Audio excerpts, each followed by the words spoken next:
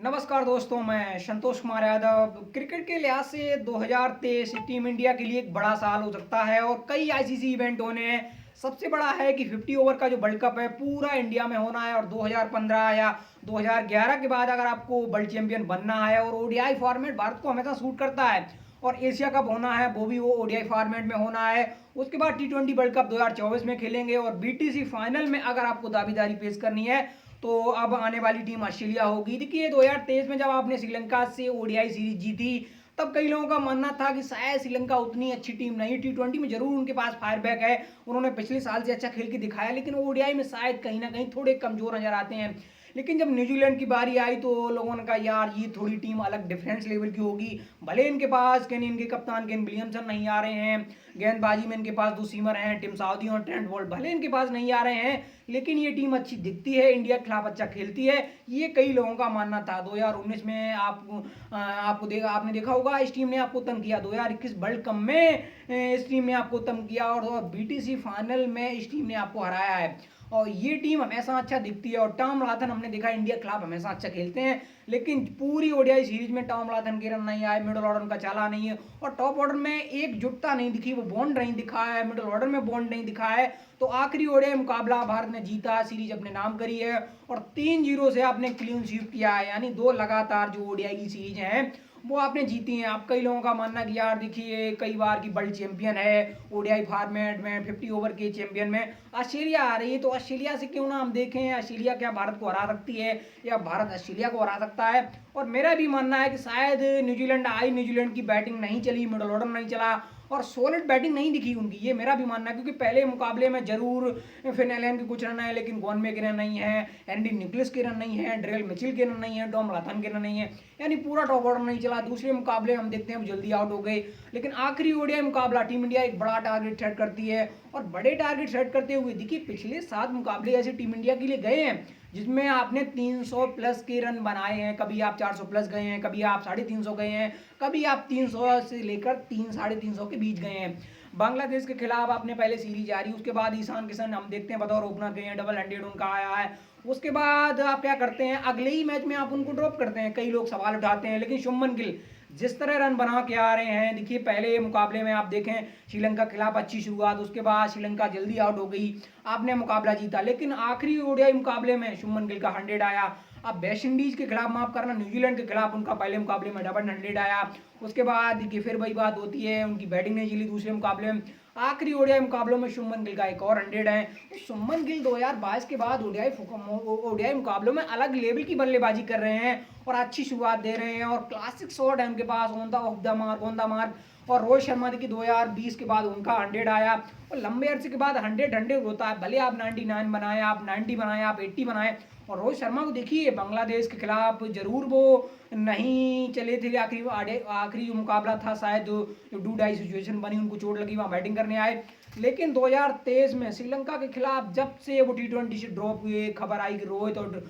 विराट दोनों हो सकता है टी20 में कंसीडर ना किए जाएं। और जब इस तरह की चीज़ें खबरें चलती हैं, आपके खिलाफ होती हैं, तो आप थोड़े मेंटली सोचते हैं कि मैंने ऐसा किया है। रोहित शर्मा के देखिए श्रीलंका के खिलाफ उनको शुरुआत अच्छी मिली, 50 चढ़ी और देखिए अभी लो टोटल था न्यूजीलैंड के खिलाफ, वहाँ बड़ी धमाकेदार उनकी 50 आई है, शुरुआत मिली लेकिन 100 नहीं आ रहा था और शाम को जिस तरह। और देखिए ये भी मान के चलिए इंदौर का जो स्टेडियम है, टीम इंडिया हो या बतौर ओपनर रोहित शर्मा हो, रोहित शर्मा का एक डबल 100 भी इंदौर के नाम है, तो ये भी एक चीज़ मान के चलिए। और रोहित शर्मा शायद जिस अंदाज में कल बैटिंग कर रहे थे, शुभमन गिल बैटिंग कर रहे थे और आपका ओपनिंग पेयर 213-12 रन की ओपनिंग पेयर की पार्टनरशिप दिला के गया है, बाकी बल्लेबाज क्या करे और बाकी बल्लेबाजों ने क्या किया। अब मेरा मानना ये है कि सबसे बड़ी चीज है कि आपका ओपनिंग पेयर अच्छा दिख रहा है, नंबर 3 पर ब्राड अच्छे दिख रहे हैं, यानी 2019 से पहले आपका टॉप 3 दिख रहा था वो 2023 में, यानी 4 साल के बाद मुझे लगता शायद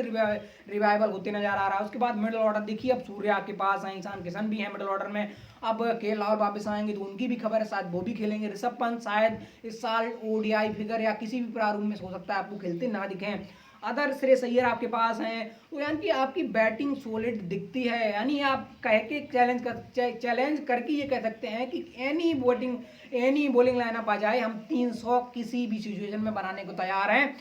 हो सकता है वो ऑस्ट्रेलिया की बॉलिंग लाइनअप, हो सकता है वो इंग्लैंड की बॉलिंग लाइनअप, हो सकता है कि टीम सऊदिया बोल्ट आ जाए, तब आप ये कहते हैं। लेकिन शाम को जो मुकाबला हुआ देखिए, अब आपकी ओपनिंग पेयर नई बॉल के साथ रोहित शर्मा, शुभमन गिल, हो सकता है 2023 का ये एक रोड मैप सेट करके आ रहे हैं, क्योंकि आपको दो बड़े आईसीसी इवेंट खेलने हैं, 50 ओवर में खेलने हैं, एशिया कप खेलना है, वर्ल्ड कप खेलना है। और ये 2023 में अगर आपको बीटीसी फाइनल जाना है तो वर्ल्ड कप में बीटीसी फाइनल के वर्ल्ड कप में मान के चलिए, उसमें आपको अच्छा करना पड़ेगा। जो भी सुनील गावस्कर और गावस्कर बॉर्डर जो भी ट्रॉफी है उसमें आपको अच्छा करना पड़ेगा।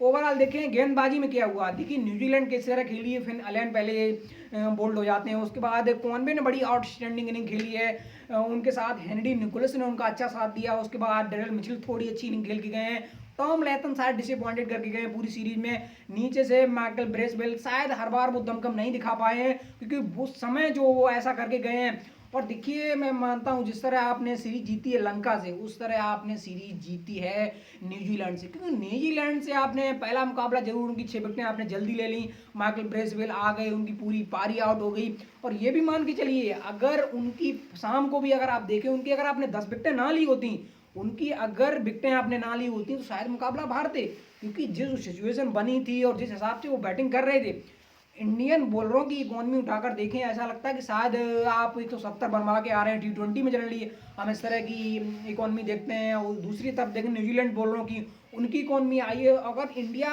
पहले बैटिंग करते हुए 350 से प्लस बनाएगी, हाँ एक समय ऐसा लग रहा था कि आप 350 नहीं, मुझे लगता है 450 बना सकते हैं, 425 बना सकते हैं, 400 तो डेफिनेटली लग रहा था कि जिस तरह रोड मैप सेट था आपका, क्योंकि देखें 200 प्लस रन जब बन चुके थे, आपका कोई विकेट गिरा नहीं था, दोनों ओपनर सेंचुरी लगा के खेल रहे थे, एक ये प्लस पॉइंट था। उसके बाद विराट थे, ईशान किशन थे, सूर्य कुमार यादव थे, हार्दिक पांड्या थे, नीचे से भले हमने देखा पिछले एक साल से शार्दुल के रन नहीं थे, लेकिन शाम को उनके रन आए हैं जो उनके, और एक समय सिचुएशन बनी है देखिए 35 से 45 वाले पीरियड में आपके इतने रन नहीं बने थे, और ये क्या आखिरी 5 में देखिए 3-4 ओवरों में जो हार्दिक ने 15-15 रन के 17 ओवर निकाले, वहां के रन आ गए हैं। और न्यूजीलैंड शायद विकेटें खोती रही, उनका मिडल ऑर्डर अच्छे हो गए, लेकिन उनका टॉप ऑर्डर फिन एलन को निकालकर सभी अच्छे दिखे हैं।